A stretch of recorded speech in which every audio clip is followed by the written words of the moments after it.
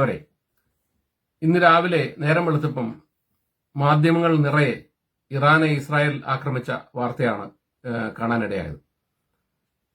ഇസ്രായേലിൽ നിന്ന് 2000 കിലോമീറ്റർ പറന്നു ചെന്ന് 100ഓളം ഇസ്രായേലി ഫൈറ്റർ ജെറ്റുകൾ 6ഓളം വരുന്ന വളരെ സ്പെസിഫിക് ആയിട്ടുള്ള ഏരിയാസിലാണ് ബോംബ് വർഷിച്ചിട്ടുള്ളതെന്നാണ് നമ്മൾ മനസ്സിലാക്കുന്നത്.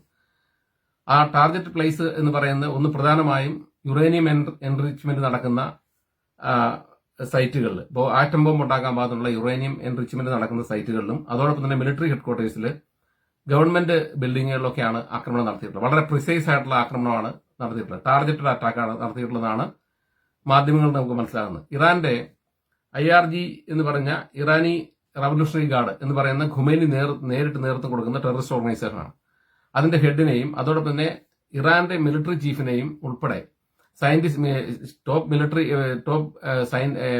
ആറ്റമിക് സയന്റിസ്റ്റിനെയും എല്ലാം ഈ പറയുന്ന ആക്രമണത്തിലൂടെ കൊല്ലപ്പെട്ടു, അല്ലെങ്കിൽ അവരെ കൊന്നു എന്നാണ് അറിയാൻ പറ്റുന്നത്. എന്താണെങ്കിലും ഓരോരുത്തർ ചെയ്യുന്നതിന്റെ കർമ്മഫലം കർമ്മണ്യേ വാദികാരസ്ഥേ മാ ഫലേഷു ഗതാജന എന്ന് ഭഗവാൻ ശ്രീകൃഷ്ണൻ പറഞ്ഞിട്ടുള്ളത് അതേപടി നടക്കുന്നതാണ് കാണുന്നത്.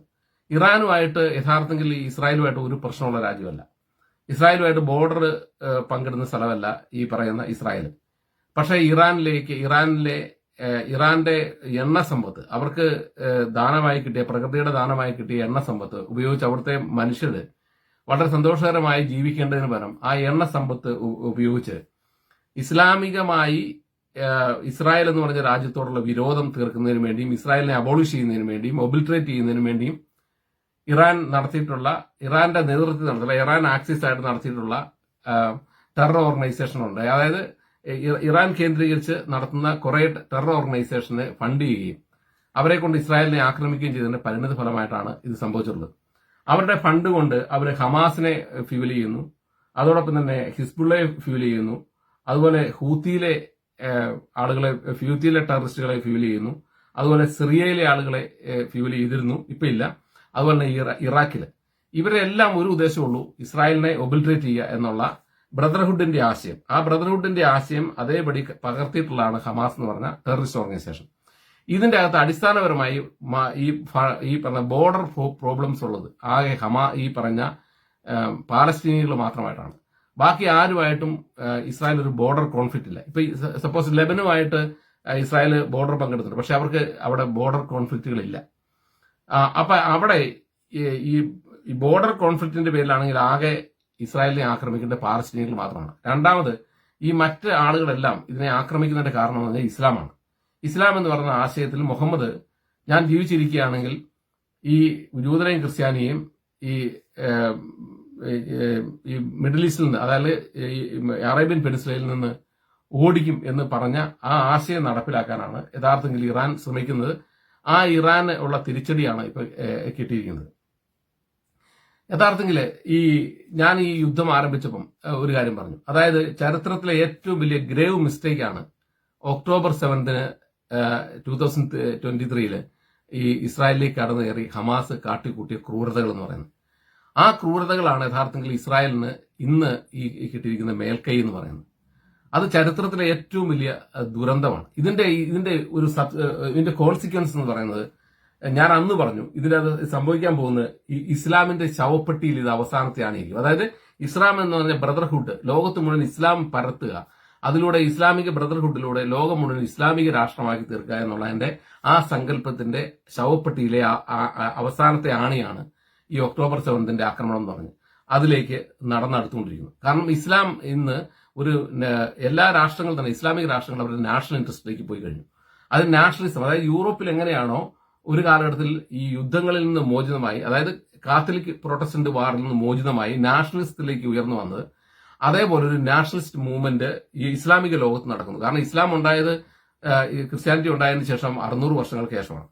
അപ്പൊ അതുകൊണ്ട് തന്നെ അത്രയും പുറകിൽ അത് ട്രെയിൽ ചെയ്യുന്നു എന്ന് മാത്രമേ ഉള്ളൂ. അപ്പൊ അതുകൊണ്ട് ഈ പറഞ്ഞ എങ്ങനെയാണോ ഇവിടുത്തെ ഈ കാത്തലിക് പ്രൊട്ടസ്റ്റന്റ് വാറിൽ നിന്ന് യൂറോപ്പ് മോചിതമായി നാഷണലിസ്റ്റിലേക്ക് വന്ന്, നാഷണലിസ്റ്റിൽ നിന്ന് ഡെമോക്രസിയിൽ നിന്ന് ലിബറലിസ്റ്റിലേക്കും ഒക്കെ വന്ന് മനുഷ്യർ ശാന്തമായി ജീവിക്കുന്നത്, മാനവികതയുടെ അടിസ്ഥാനത്തിൽ സമൂഹത്തെ വിലയിരുത്തുന്ന, മനുഷ്യന്റെ കഴിവിന്റെ അടിസ്ഥാനത്തിൽ മനുഷ്യനെ വിലയിരുത്തുന്ന സാമൂഹിക ക്രമത്തിലേക്ക് എങ്ങനെ ഉയർന്നു വന്നോ അതേപോലെ അതിന്റെ തുടക്കം ഈ യുദ്ധത്തിലൂടെ ഉണ്ടാകാൻ പോവുകയാണ്. അതിന് തെളിവാണ് ഇപ്പം സൗദി അറേബ്യ അവരുടെ നാഷണൽ ഇൻട്രസ്റ്റിലേക്ക് പോയി. അവർ മതം തന്നെ ഏകദേശം ഒഴിവാക്കി കഴിഞ്ഞു.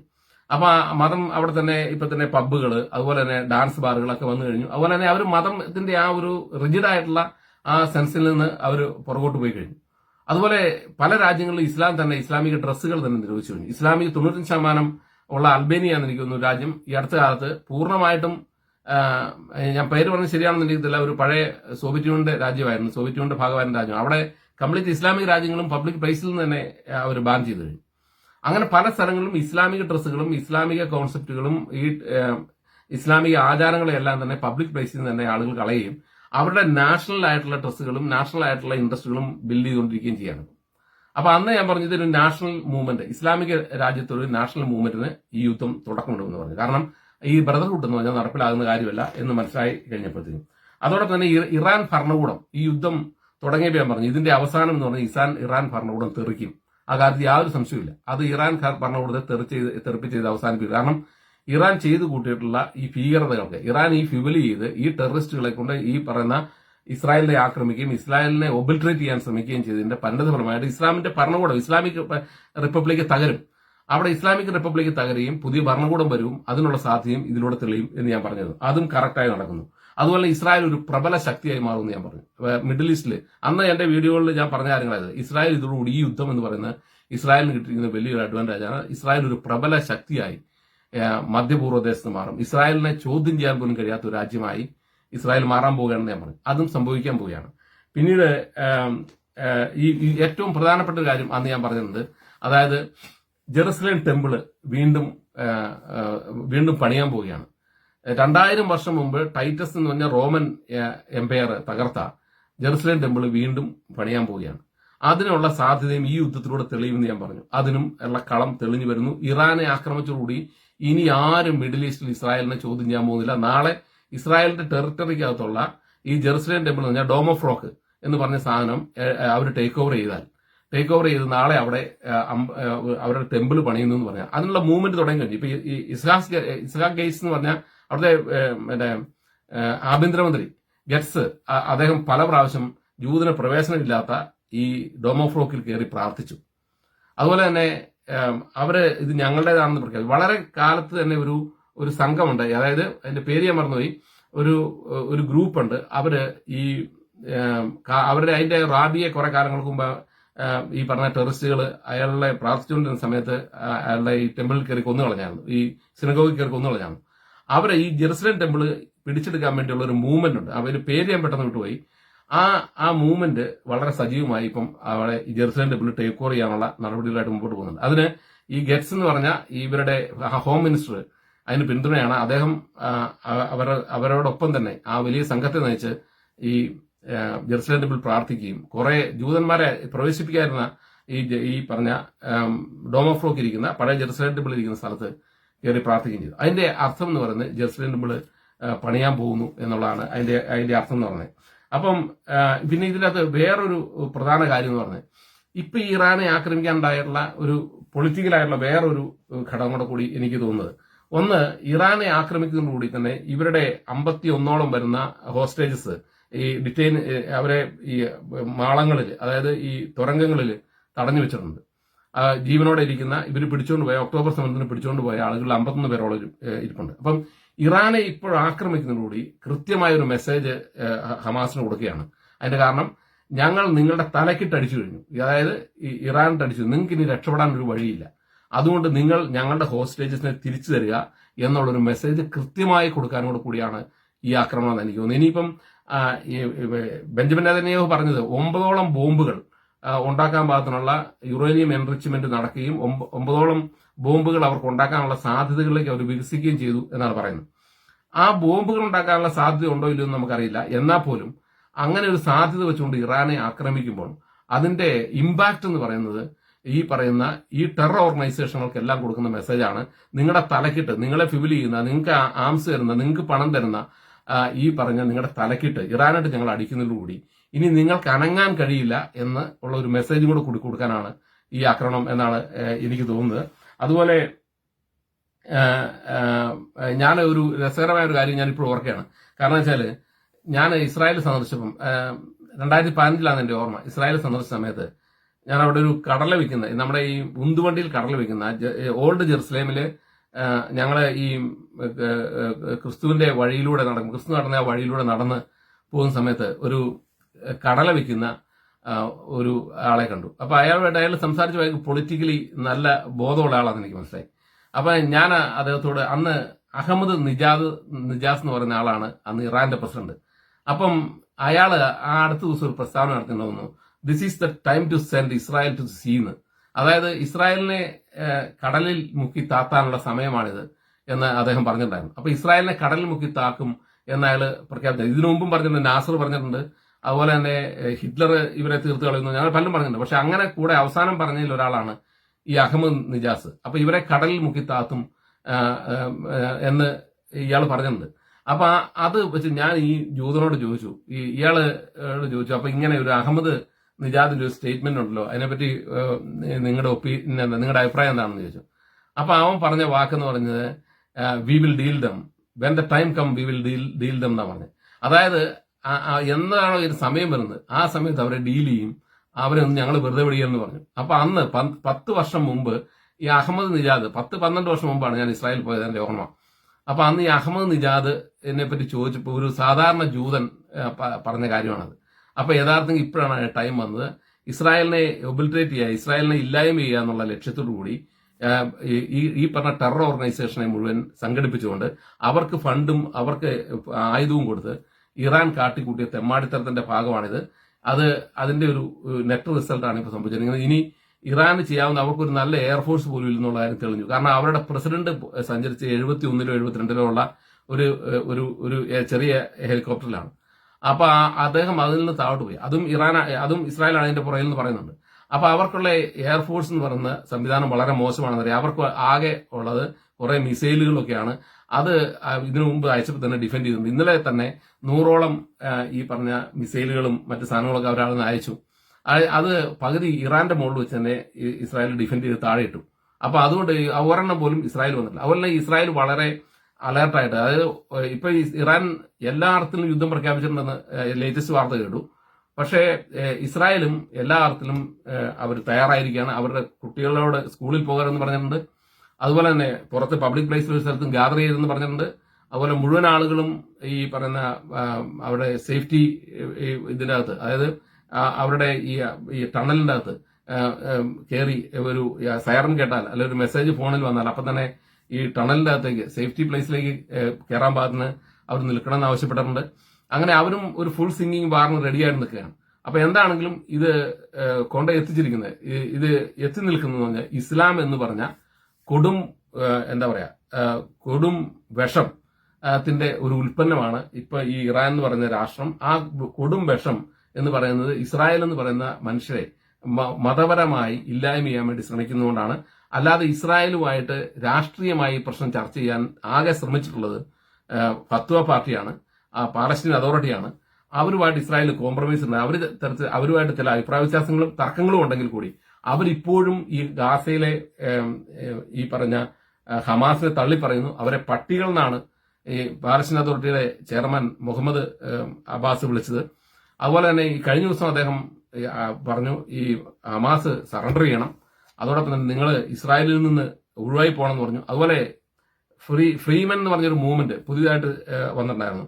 അവര് ഇന്നലെ മിനിങ്ങാന്ന് ഫ്രാൻസില് പാരീസില് എല്ലാ സ്ത്രീകളും പുരുഷന്മാരും ഈ പറഞ്ഞ അരയ്ക്ക് മുകളിലേക്ക് പൂർണ്ണമായും നഗ്നരായി നിന്നുകൊണ്ട് അവരുടെ ഒരു പ്രതിഷേധം പറഞ്ഞിട്ടുണ്ടാകും. അതിൻ്റെ അകത്ത് അവർ പ്രഖ്യാപിച്ചത് പാലസ്തീനിൽ നിന്ന് Hamas free and Israel free Palestine എന്നാണ് അവർ വിളിച്ചത്. അപ്പൊ അങ്ങനെയുള്ള പുതിയ മൂവ്മെന്റുകൾ ഇപ്പൊ ലോകത്ത് വരുന്നുണ്ട്. അപ്പൊ ഈ അടുപ്പൂട്ടി ചർച്ചക്കാര് ഒക്കെ ഇന്ന് രാവിലെ മുതൽ ഈ പറഞ്ഞ പാലസ്തീനിൽ ഇസ്രായേൽ നടത്തിയ ആക്രമണങ്ങളെ പറ്റിയൊക്കെ കഴിഞ്ഞ ദിവസം ചർച്ച ചെയ്യുന്നത് കേട്ടു. പാലസ്തീനിൽ ഇസ്രായേൽ നടത്തിയ ആക്രമണങ്ങൾ ജനീൻ പ്രദേശത്ത് തന്നെ എത്രയോ ആക്രമണങ്ങൾ ഈ പറയുന്ന ഇസ്രായേലിനകത്ത് നടന്നു ഈ അടുപ്പൂട്ടി ചർച്ചയായിട്ടുള്ള ദാവൂദിനെ പോലുള്ള ആൾക്കാരെ അറിയത്തില്ല. കാരണം ഈ പാലസ്തീനിൽ ഈ ടെററിസ്റ്റുകളുണ്ട്. പാലസ്തീനിൽ അതോറിറ്റിയും ഫത്വ പാർട്ടിയും ഇസ്രായേലുമായിട്ട് പീസ് അഗ്രിമെന്റ് വെക്കുകയും ഇസ്രായേലുമായിട്ട് സമാധാനത്തിൽ പോകണമെന്ന് ചിന്തിക്കുകയും ചെയ്യുമ്പോൾ പോലും ഇസ്ലാമിക തീവ്രവാദികൾ ഈ പാലസ്തീന്റെ, അതായത് ഈ ഇവർ ഭരിക്കുന്ന പാലസ്തീൻ അതോറിറ്റി ഭരിക്കുന്ന വെസ്റ്റ് ബാങ്കിലുണ്ട്. ആ വെസ്റ്റ് ബാങ്കിലാണ് ഇസ്രായേൽ കടന്നു കയറി ആക്രമണം നടത്തിയത്. അവിടെ നിന്ന് ജനീനിൽ നിന്ന് തന്നെ കുറെ ടെററിസ്റ്റുകളെ പിടിച്ചിരുന്നു. ഇവിടെ ഒരു സെവറൽ അറ്റാക്സ് ഞാൻ നോക്കിയപ്പോൾ കണക്ക് നോക്കിയപ്പോൾ കണ്ടത് ഈ കാലഘട്ടത്തിൽ, അതായത് ഈ ഒക്ടോബർ 7 ശേഷം ഈ പാലസ്തീൻ പ്രദേശത്ത് നിന്ന്, അതായത് വെസ്റ്റ് ബാങ്ക് പ്രദേശത്ത് നിന്ന് തന്നെ ഇസ്രായേലിൽ ഒട്ടേറെ ആക്രമണം ഉണ്ടായിട്ടുണ്ട്. ഇസ്രായേലിന്റെ അകത്ത് കയറി വെടിവെപ്പും പ്രശ്നങ്ങളും ഉണ്ടായിട്ടുണ്ട്. അപ്പൊ ഇവിടെ ഈ പാലസ്തീൻ അതോറിറ്റിയെ ഭരിക്കുന്ന ഈ വെസ്റ്റ് ബാങ്കിൽ തന്നെ ഈ പറഞ്ഞ ഹമാസിനെ അനുകൂലിക്കുന്ന ടെററിസ്റ്റുകളുണ്ട്. ആ ടെററിസ്റ്റുകൾക്ക് നേരെയാണ് ആക്രമണം ഉണ്ടായിട്ടുള്ളത്. അതുപോലെ ഇസ്രായേൽ എന്ന് പറയുന്ന ഒരു വിശുദ്ധ രാഷ്ട്രമാണെന്ന് ഞാൻ പറയുന്നില്ല. അവർ വെസ്റ്റ് ബാങ്കിൽ 67 പിടിച്ചതിന് ശേഷം വെസ്റ്റ് ബാങ്കിൽ അവർ ഇല്ലിസിറ്റ് ആയിട്ടുള്ള ബിൽഡിംഗ് കൺസ്ട്രക്ഷൻ നടത്തിയിട്ടുണ്ട്. അതൊക്കെ ശരി തന്നെയാണ്. അതിനൊക്കെ പരിഹാരം ഉണ്ടായിരുന്നതാണ്. അത് യഹൂദ് ഓൾമോർട്ടി കഴിഞ്ഞ ദിവസം തന്നെ പറഞ്ഞിട്ടുണ്ട്, അവിടുത്തെ പ്രൈം മിനിസ്റ്റർ തന്നെ പറഞ്ഞിട്ടുണ്ട്, അതൊക്കെ ഒഴിപ്പിച്ചു കൊടുക്കാമെന്ന് ഞാൻ പല പ്രാവശ്യം പറഞ്ഞാണ്. പക്ഷെ അവിടെ ഒന്നും ഹമാസിന് അതൊന്നും പോരാ. ഇസ്രായേലിനെ പൂർണ്ണമായി ഒബിൽട്രേറ്റ് ചെയ്യണം. അവരുടെ പ്രഖ്യാപന നയമാണ്. അവർ 1987 അവരുടെ ഡിക്ലറേഷൻ പറഞ്ഞിരിക്കുന്നത് ഇസ്രായേൽ എന്ന് പറഞ്ഞ രാജ്യത്തെ ഒബിൽട്രേറ്റ് ചെയ്ത് അവിടുത്തെ ജൂതൻ അടങ്ങുന്ന ആളുകൾക്ക് അവിടെ താമസിക്കാം. പക്ഷേ ഇസ്ലാമിക നിയമം അനുസരിച്ച് ഞാൻ ജസിയ കൊടുക്കണം, സെക്കൻഡറി സിറ്റിസൺസ് ആയിരിക്കും. അത് മുട്ടയിൽ അഴിഞ്ഞു കൊടുക്കണമെന്നാണ് നമ്മുടെ ഉമ്മർ പാക്റ്റിൽ ഒക്കെ പറഞ്ഞിട്ടുള്ളത്. അതായത് ജസിയ കൊടുക്കുന്നതിനെ സംബന്ധിച്ച് ഒരു പ്രൊസീജിയർ തന്നെയുണ്ട്. അത് മുട്ടയിൽ അഴിഞ്ഞു പോയി കൊടുക്കണം എന്നവരാണ് പറഞ്ഞത്. അപ്പൊ അത്തരത്തിലുള്ള ഈ ഇസ്ലാമിക അനീതി നടപ്പിലാക്കാൻ വേണ്ടി നടക്കുകയും ഇസ്ലാമിക റൂൾ നടപ്പിലാക്കാൻ വേണ്ടി നടത്തുകയും ചെയ്തതിന്റെ പരിണിതഫലമാണ് ഈ ദുരന്തം ഉണ്ടായിട്ടുള്ളത്. ഇത് ഇറാൻ അനുഭവിക്കേണ്ടത് തന്നെയാണ്. കാരണം ഇറാനിൽ ഇഷ്ടം പോലെ സമ്പത്തുണ്ട്. ആ സമ്പത്ത് കൊണ്ട് അവിടുത്തെ ജനങ്ങളും സന്തോഷകരമായി ജീവിക്കാൻ കഴിയുമായിട്ട് പോലും ഈ മതപരമായിട്ടുള്ള ഈ ഇസ്ലാം എന്ന് പറഞ്ഞ കാളകൂട വിഷം ഈ ലോകത്ത് പടർത്തുന്നതിന് വേണ്ടി ഇസ്രായേലിനെ ഇല്ലായ്മ ചെയ്യുന്നതിന് വേണ്ടി നടത്തിയ ശ്രമമാണ് ഇപ്പം മേടിച്ചു കിട്ടിക്കൊണ്ടിരിക്കുന്നത്. എന്താണെങ്കിലും ഇസ്രായേൽ ഫുൾ സിംഗിങ് വാർ ഇറാൻ പ്രഖ്യാപിച്ചിട്ടുണ്ട്. എവിടെ പോയി നിൽക്കുമെന്ന് അറിയത്തില്ല. എന്താണെങ്കിലും ഇസ്രായേൽ ജനങ്ങളും അതോടൊപ്പം തന്നെ ഇസ്രായേൽ ആർമിയും വളരെ സജീവമായി ഒരുമിച്ച് നിൽക്കുന്നുണ്ട്. എന്ത് സംഭവിക്കുമെന്ന് അറിയത്തില്ല. എന്താണെങ്കിലും ഇത് വേൾഡ് വാറിലേക്കൊന്നും പോകാൻ പോകുന്നില്ല. ഒരു റീജിയണൽ വാറായിട്ട് അവസാനിക്കും എന്നാണ് മനസ്സിലാക്കുന്നത്. ഇത് ഇന്നത്തെ മനസ്സിലാക്കേണ്ട കാര്യം, ഇസ്ലാമിക തീവ്രവാദികൾ മനസ്സിലാക്കേണ്ടത്, നിങ്ങൾ നിങ്ങളുടെ ആയുധം താഴെ വെച്ച ശേഷം നിങ്ങൾ ജനാധിപത്യത്തോടും മനുഷ്യത്തോടും മതേതരത്തോടും സമന്വയിക്കാതെ നിങ്ങൾ മോരും മുതലയും പോലെ ജനാധിപത്യവും നിങ്ങളുമായി തിരിഞ്ഞു കിടക്കുന്നുകൊണ്ടും നിങ്ങളുടെ മനസ്സിൽ മറ്റ് ജനവിഭാഗങ്ങൾ, ഈ ബഹുദൈവ വിശ്വാസികൾ ഉൾപ്പെടെയുള്ളവർ നജസാണെന്നും അവർ മോശക്കാരാണെന്നും അവർ ഭൂമിയിൽ ജീവിക്കാൻ അവകാശമില്ലാത്തവരുമാണെന്നുള്ള ചിന്ത നിങ്ങളിലുള്ളിടത്തോളം കാലം, ആ ആശയം നിങ്ങൾ നിൽക്കുമ്പം തന്നെ നിങ്ങൾക്കിനി ആ ആശയം വെച്ചുകൊണ്ട് മുമ്പോട്ട് പോകാൻ കഴിയില്ല. നിങ്ങൾ യഥാർത്ഥത്തിൽ നിങ്ങൾക്ക് നിങ്ങളുടെ വേ ഓഫ് ലൈഫ് ജീവിക്കാം. പക്ഷേ അത് മറ്റാളുകളുടെ മുകളിൽ കുതിര കയറാനോ മറ്റു മതസമൂഹങ്ങളെ കളിയാക്കാനോ മറ്റ് മതമനുഷ്യരെ ഇല്ലായ്മ ചെയ്യാനോ നിങ്ങൾ നടത്തരുത്. നിങ്ങൾ നടന്നാൽ നിങ്ങൾക്ക് നിലനിൽക്കാൻ പറ്റില്ല. നിങ്ങൾ ഈ അടുത്ത കാലത്താണ് ഇവിടെ നിന്ന് അൾജീരിയയുടെ പ്രദേശത്ത് താമസിക്കുന്ന 1,20,000 ക്രിസ്ത്യാനികളെ ഓടിച്ചത് മതത്തിന്റെ പേരിലാണ് ഓടിച്ചത്. അതുപോലെ തന്നെ ഡെത്ത് വാക്ക് നടത്തി ഈ പറഞ്ഞ ടർക്കി ആയിരക്കണക്കിന് ആളുകളെ കൊന്നിട്ടുണ്ട്. ഈ ലോകത്ത് മുഴുവൻ ഇസ്ലാമിക തീവ്രവാദികൾ തന്നെ പരസ്പരം ആളുകളെ കൊല്ലുന്നുണ്ട്. അവിടെ ഒന്നും നിങ്ങൾക്ക് പ്രതിഷേധങ്ങളില്ല. നിങ്ങൾക്ക് പ്രതിഷേധം ഇസ്രായേൽ മാത്രമാണ്. അത് മതപരമാണ്. ആ മതപരമായിട്ടുള്ള നിങ്ങളുടെ ചിന്ത നിങ്ങളെ അപകടത്തിൽ കൊണ്ടെത്തിക്കുള്ളൂ. Thank you. ടോം ജോസ് ലിയമ്പാട്.